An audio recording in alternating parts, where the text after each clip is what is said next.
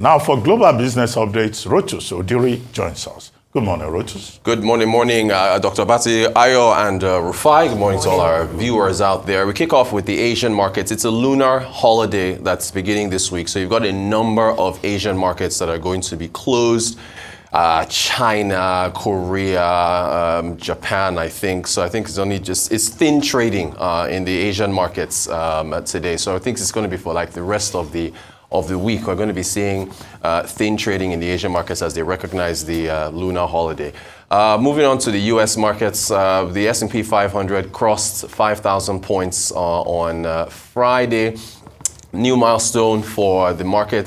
I think it was April of 2021 where the S&P 500 crossed 4,800 points. So despite everything going on in the United States, the markets are still on an uptrend. Speaking of an uptrend, Bitcoin crossing $48,000.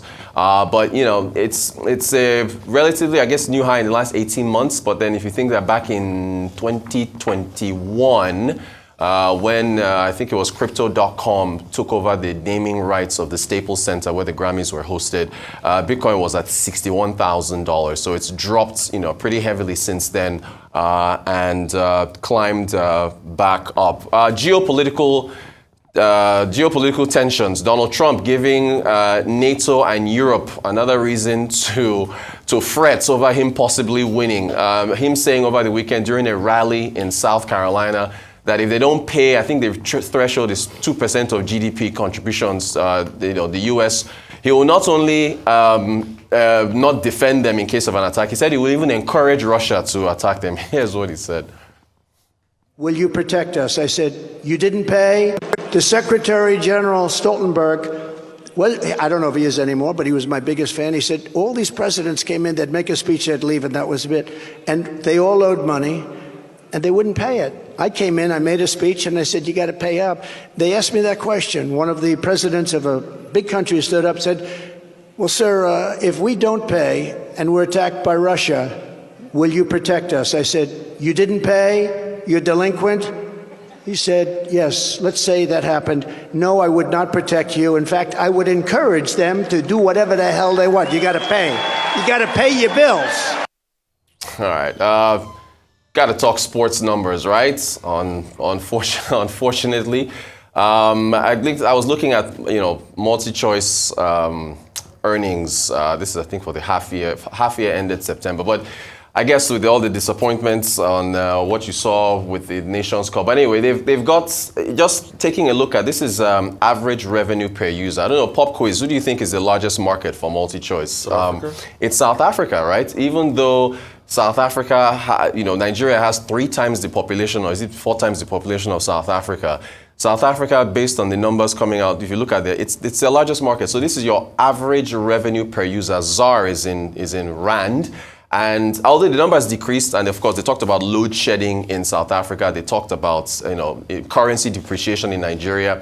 But look at their revenues, right? 28.3 billion Rand. South Africa is 16.5. So South Africa is almost 60% of Multichoice revenue, despite them having smaller populations. The rest of Africa is 10.4 billion. They also got revenue from technology. So Showmax had a big jump of 46%. So you can see why they've been putting a lot of money behind Showmax recently. But if you think about the fact that 104 million Nigerians are income poor, if you had inclusive GDP growth that could lift 10% of that number, just get 10 million Nigerians out of that income poverty bracket, you have 10 million new people that have discretionary spending that can be put on rent, that can buy land, that can travel, that can order Multichoice. So whatever, I said this while we're in Davos when we're talking about business roundtable, and everybody was going on and on about Nigeria's population. It's not just your population; it is the number of people that have the money to spend. So it's that's what South Africa has in terms. Look at their 90-day active subscribers, right?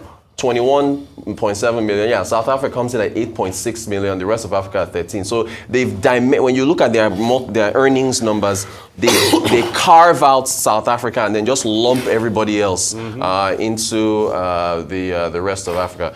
Well, look, the only reason why I brought this up was just, disappointing for the Super Eagles. But if you look at the numbers for that and it's also full-time good for thing, those that make very emotional statement. Oh, they need us. The numbers prove that you can see the argument in the mud. You can see those people. Yeah. So look at that. I mean, speaking of terrible numbers, you can't win a final when you have 37.7% possession. You can't win a final when you only have 5 total shots, and you can't win a final when your only shot on goal is the goal. The only shot on goal is what you scored. So. Pretty terrible time for Nigeria to pick laying a big fat egg, but they did really well, in terms of getting to the final. And in fact, by the way, another thing, Multichoice has a reason to smile for this because one, South Africa versus Nigeria was 2 really large markets. Also, South Africa coming third. That's their biggest market in terms of the revenues that you've seen. So going all the way to third place was good. The hosts going all the way to the final was another big boost for them because in terms of viewership and keeping the stadiums full. And they said that the Ivory Coast spent about $1 billion on infrastructure and getting this thing ready. So I think they ran a pretty good ship and they invested pretty well in this tournament. And there you have it. Yeah. Okay, I mean, I thought maybe you were trying to give Super Bowl, but it's fine. Yeah. I mean, it's just reflective of what we normally say here every day. And when we talk because we love Nigeria. There's massive poverty in the land. There is. Across the African continent, there's poverty. The Showmax you're talking about, Rotus, you'll be shocked. Showmax has now overtaken Netflix on the African continent. Showmax is less than maybe a little over 2 million subscribers. For a population on the African continent that is over 1 billion people. Right. Capital mobility is so small. So for those that go and make the emotional argument, blah, blah, blah, blah, blah, the South African company, this and all of that, look at them in the mud today. Right. Because the population of South Africa that you're seeing, 8.6 million that can pay for DSTV, that's a population of a little over 60 million. Right. So that's about 1/6 of their population. We have over 200 million, but we don't have social mobility capital.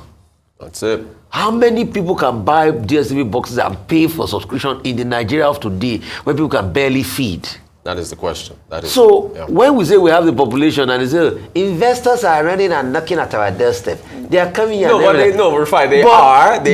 Wait, let me finish. Let me finish. Rotus, let me finish. Yeah, let me throw my woolens finish. Yes. They are knocking at our doorstep. They are, but what's the disposable income? Ain't it? They are, but what's the disposable income? Yeah. That's the question we're asking. You want to extrapolate and compare with a larger population like America? There's a lot of disposable income. Maybe when you have your Super Bowl number. Yeah. It's going to be mad. You were right. It's 7 million per 30-second ad. Yeah, for 7 Super million. Bowl. 7 it grew. It's been pegged as at close to 10 years ago. I knew Super Bowl advert was 6 million. Per minute. Right. In fact, 30 seconds now. And 30 seconds now, 7 million. So 1 minute advert is going to close to $14 million. 14 million, yeah. And you have over 100 million people watching television.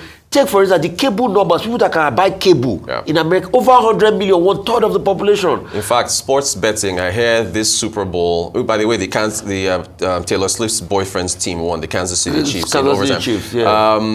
The betting on the Super Bowl hit a historic number of $21 billion. Can you imagine? On betting. Can you imagine? That is the people betting. That's disposable income. And that's why we keep talking. Staggering numbers. President Tinubu, make this country work. It's in your hands. Hey, he needs time now.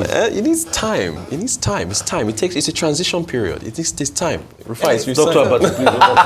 that's why he said make it work. He didn't say that it's not going to work. It will be time that he would take to make it work. You need time, it will be time that he'll need to make it work. But just to go to those numbers, of course, when I see numbers like that, I want to also think of other factors that might be contributory factors. So number one, lifestyle, and number two would be options or alternatives.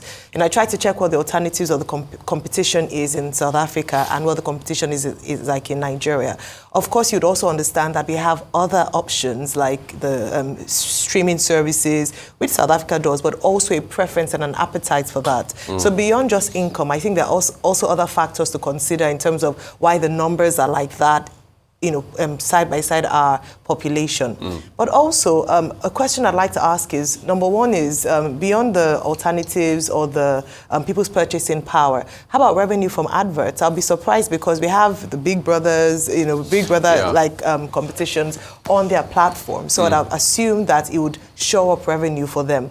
And then I realized, or I noticed that in terms of their offerings, they've become a bit more flexible because of understanding the markets that disposable income is not very favorable. So they have cheaper alternatives with add-ons. And also, I believe very strongly as well, the competition factors there. We have others like Star Times. We have more terrestrial TV. More Nigerians watch that a lot more. We have other options like radio, the internet, YouTube, and all that. So I think that not just about our disposable income, that's a factor, but other factors as well that could perhaps potentially impact the number of subscribers, the number of revenue that Multichoice is getting from the rest of Africa. But South Africa is their base. They've probably done a lot more investment there, a lot more in terms of being there longer. So you can imagine that would be the first choice for a number of people there. So maybe not, I don't want to knock us easily to say it's because we don't have a lot of money to in terms of disposable income to afford to pay for these services, but there are also other factors that would come into play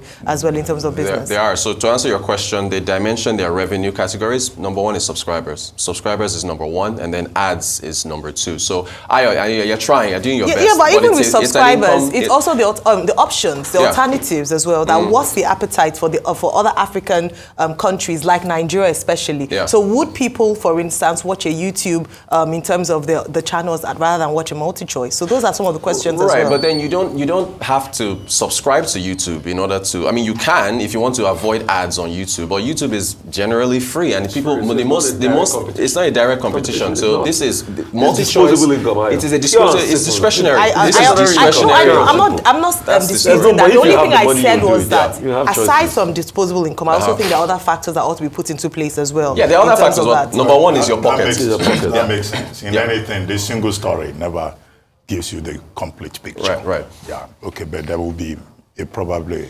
dominant factor. Asia markets are mixed because of holiday. Chinese markets are closed today.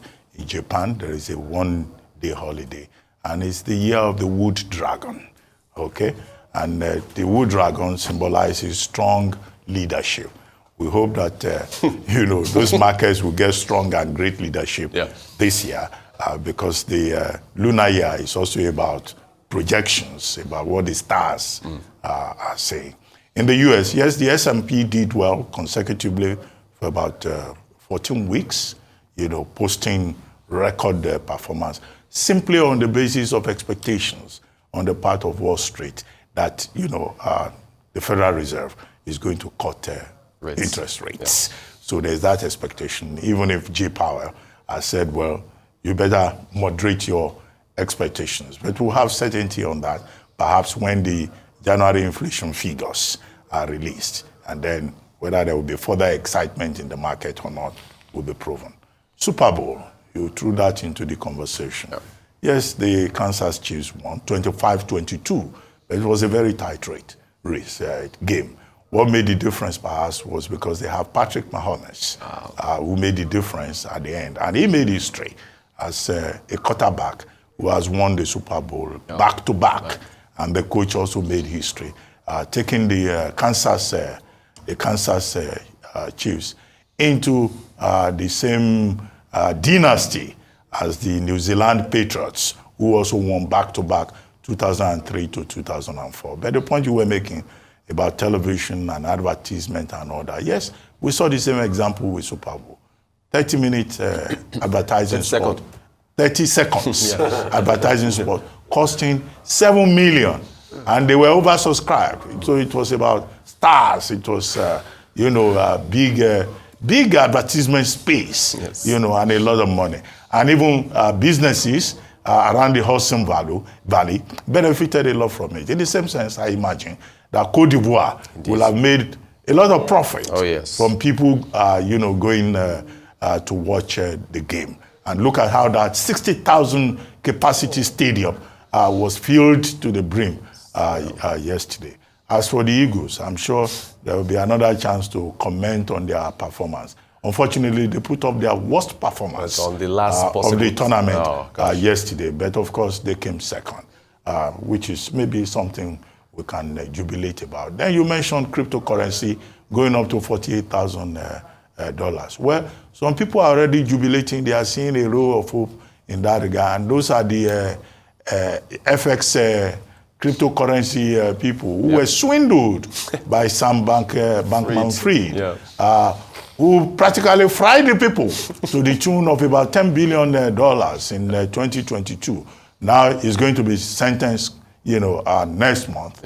But the bankruptcy lawyers are saying, well, with cryptocurrency doing well and some of Sam's coins, doing well, maybe they will be able to pay back. Their money. Well, will they be able to pay back $10 billion? That's the question. But the customers are optimistic that maybe they will get their money Indeed.